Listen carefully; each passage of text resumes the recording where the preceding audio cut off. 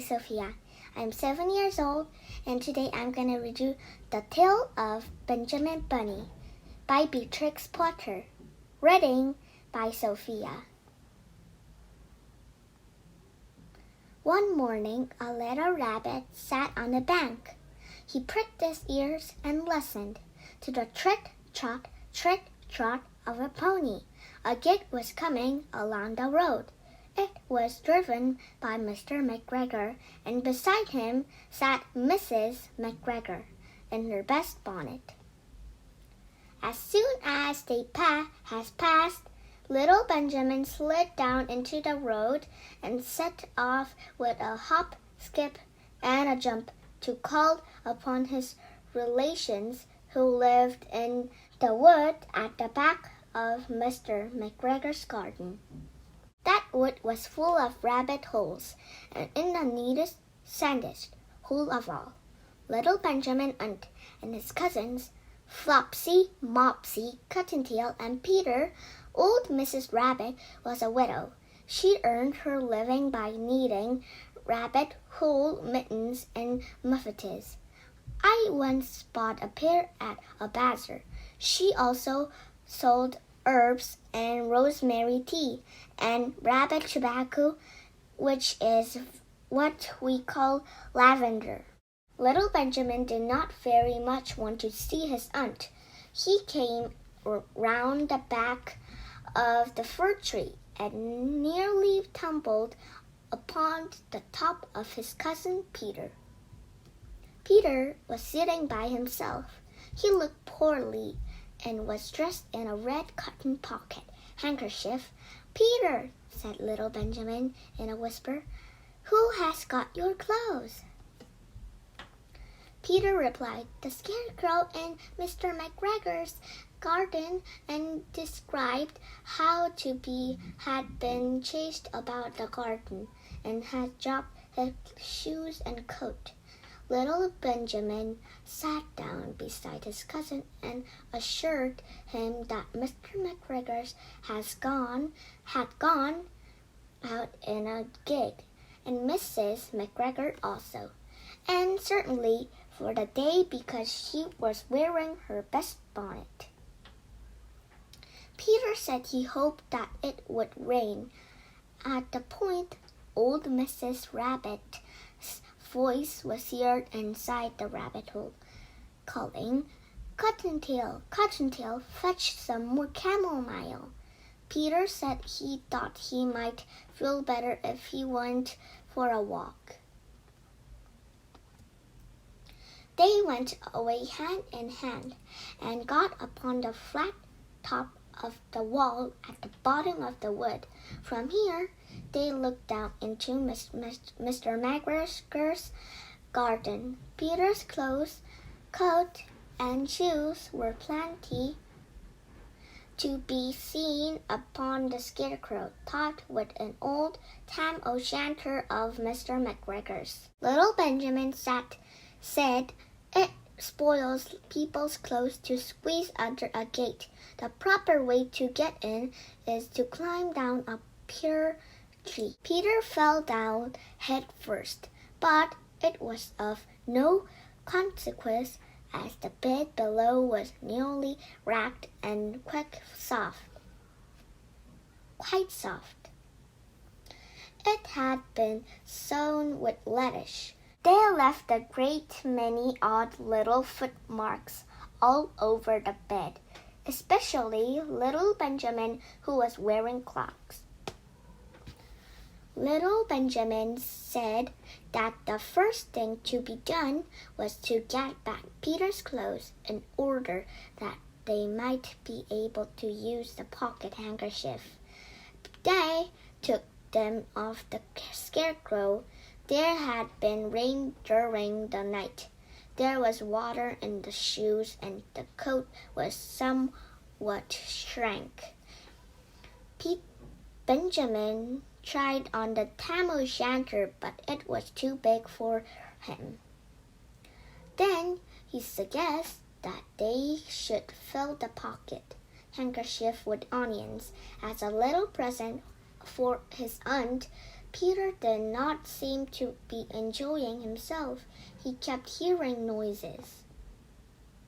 Benjamin, on the contrary, was perfectly at home and ate the lettuce leaf.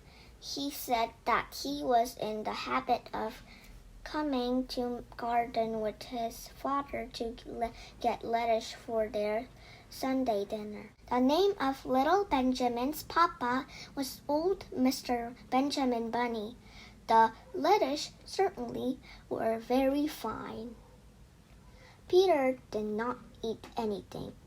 He said he should like to go home. Presently, he dropped half the onion.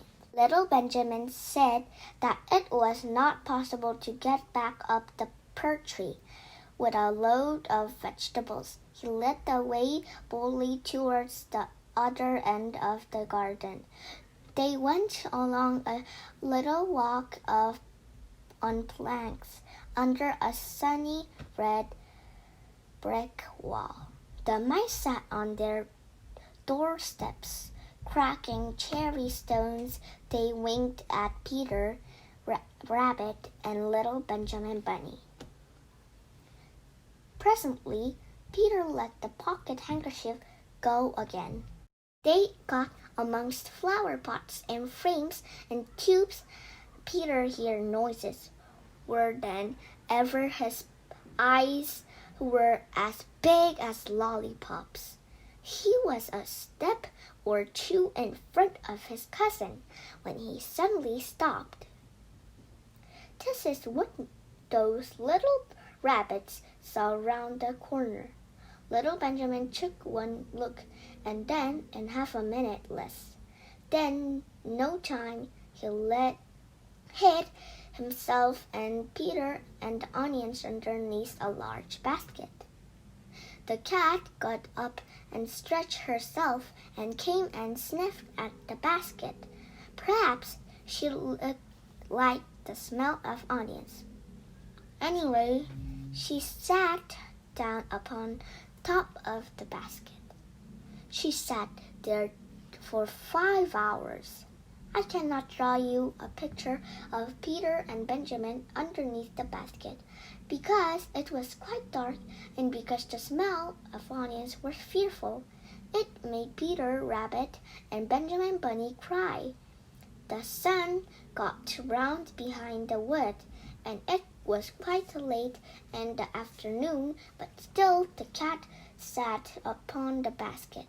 At length there was a pitter, patter, pitter, patter, and some bits of mortar fell from the wall above. The cat looked up and saw old Mr. Benjamin Bunny prancing along the top of the wall of the upper terrace.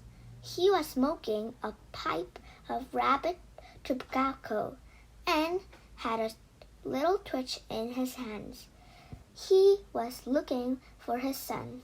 Old Mr. Bunny had no opinion whatever of cats. He took a tremendous jump of the top of the wall onto the top of the cat and cuffed it off the basket and kicked it into the greenhouse, scratching off a handful of fur. The cat was too much surprised to scratch back. When old Mr. Bunny had driven the cat into the greenhouse, he locked the door. Then he came back to the basket and took out his son Benjamin by the ears and whipped him with the little switch. Then he took out his nephew Peter. Then he took out the handkerchief of onions and marched out of the garden. When Mr. McGregor returned about half an hour later, he observed several things which perplexed him. It looked as though some more person had been walking all over the garden in a pair of clogs, only the footmarks were too ridiculously little.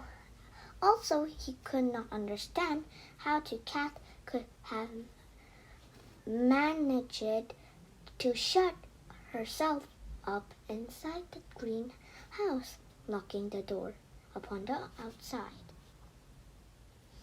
When Peter got home, his mother forgave him because she was so glad to see that he had found his shoes and a coat. Cottontail and Peter folded up to the pocket handkerchief, and old Mrs. Rabbit strung up the onions and hung them from the kitchen ceiling with the bunches of herbs and rabbit tobacco. The end.